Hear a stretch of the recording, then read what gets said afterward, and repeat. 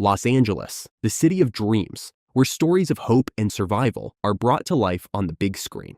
But today, it's not a blockbuster production. It's reality unfolding in flames. The city that once inspired countless tales of resilience is now a victim of its own catastrophe.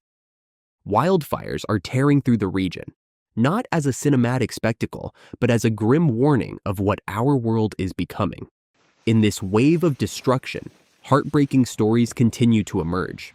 Take, for instance, a haunting video shot by a man trapped inside his home in Palisades as flames surrounded him. Hi. Just be okay. You're gonna be okay. Hi. You're gonna be okay. Thankfully, firefighters reached his home just in time to rescue him.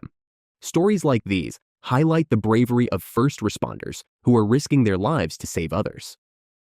More than 12,000 buildings have been reduced to ash, and over 180,000 people have been displaced, with 200,000 receiving evacuation notices. Entire neighborhoods in Calabasas, Malibu, and San Fernando Valley now resemble post-apocalyptic wastelands.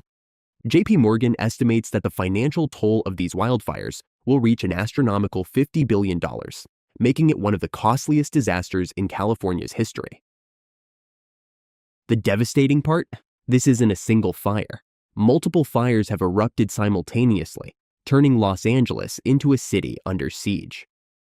The wildfires began on the morning of January 7th in an area known as Palisades.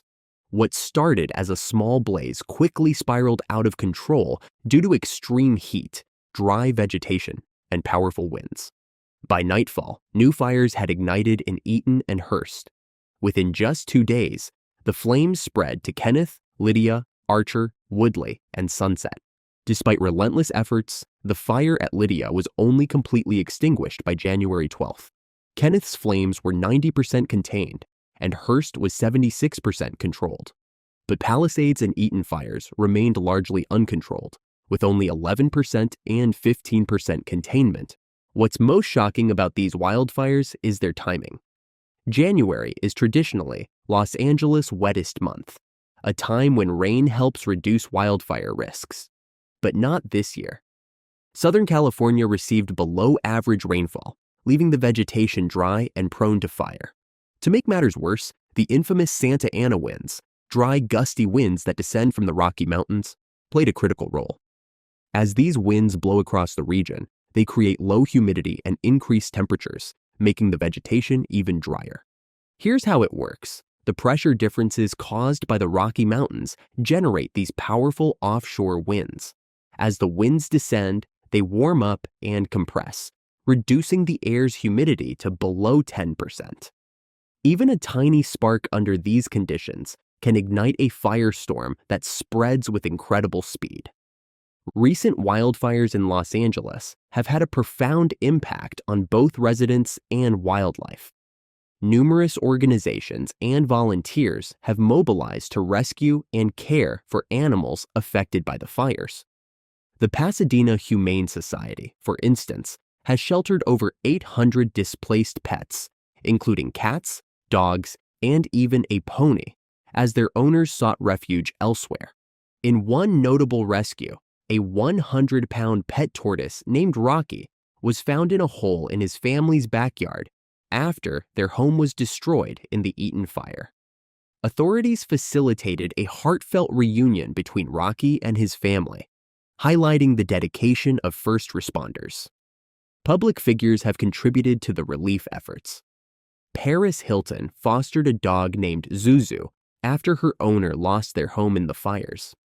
Hilton's actions underscore the importance of community support during such crises. But why is Los Angeles witnessing such catastrophic conditions, particularly in winter? The answer lies in climate change.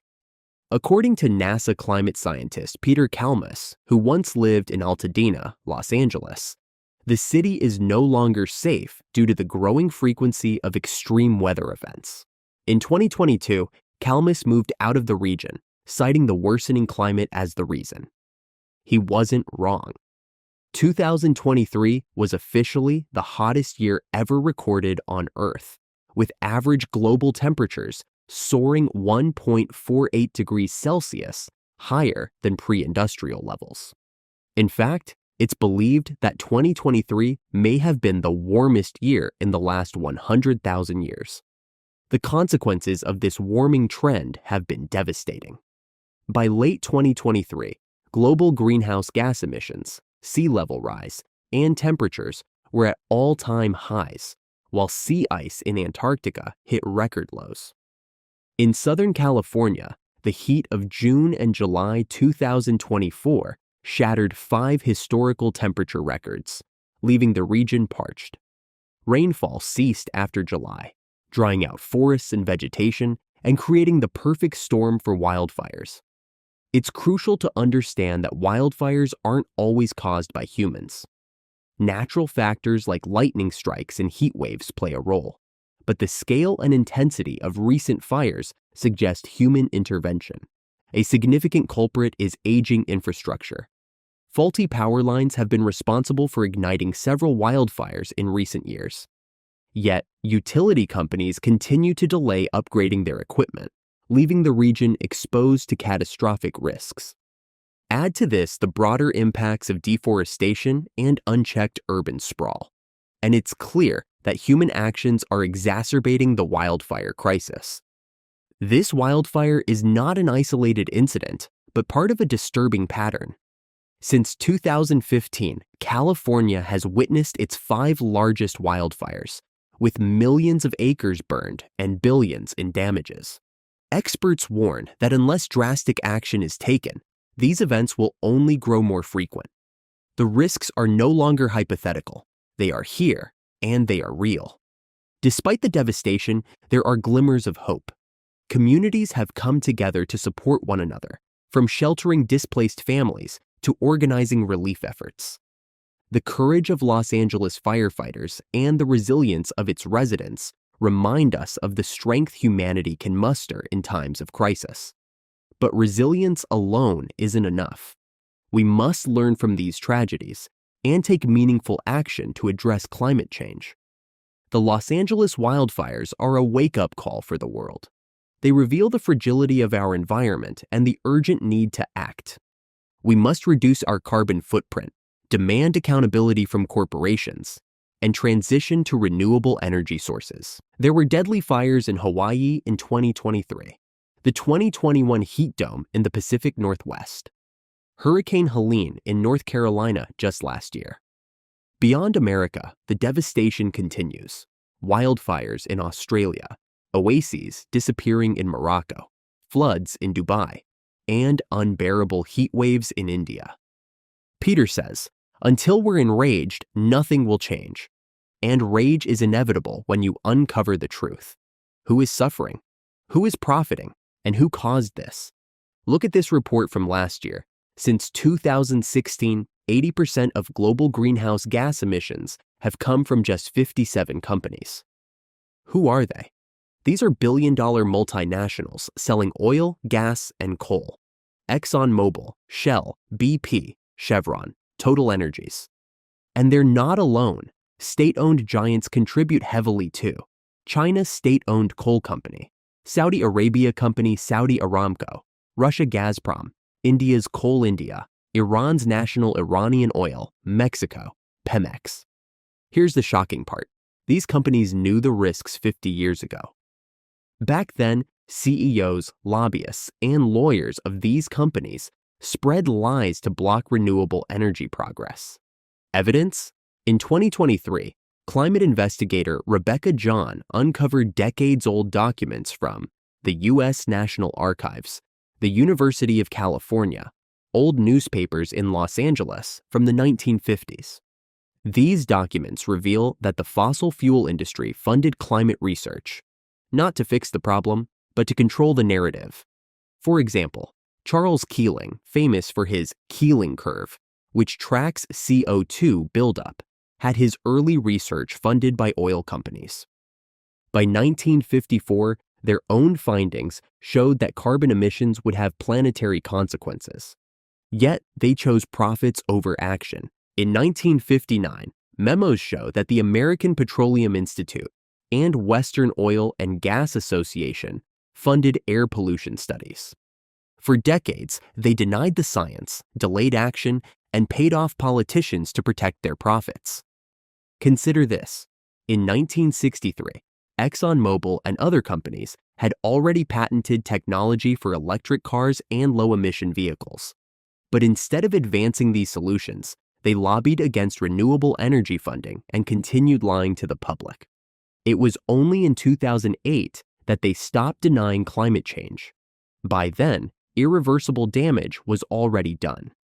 In 2021, during a historic hearing, fossil fuel executives admitted the climate crisis is real, but refused to take responsibility. Peter Kalmus, writing in The Guardian, says, "If we want to protect ourselves from the climate crisis, we must first protect ourselves from the billionaire class. Solar energy is an option, but billionaires block this transition. Take the Mountain Valley Pipeline project in the U.S. Despite protests, the project was revived after Democratic Senator Chuck Schumer received $300,000. This isn't a partisan issue. Both parties are complicit. Democratic presidents Biden and Obama expanded fossil fuel use. Republican President Trump calls climate change a hoax." Peter asks, when will Trump's supporters see that the planet is becoming uninhabitable? He believes we need a global civil disobedience movement. First, we must target the social license of billionaires. Only then can we address the climate and healthcare crises and build a better world. On an individual level, while planting trees and cleaning your environment are admirable, these efforts pale in comparison to the destruction caused by billionaires and big corporations. Consider these examples. In Uttar Pradesh, the government planned to cut 112,000 trees for the Kanwar Yatra. For the Great Nicobar project, up to 10 million trees are at risk. In Hasdeo, Chhattisgarh, 250,000 trees were slated for coal mining in 2024. In Rajasthan's Conservation Reserve, 100,000 trees were approved to be cut for a power project. Yet, protests can make a difference.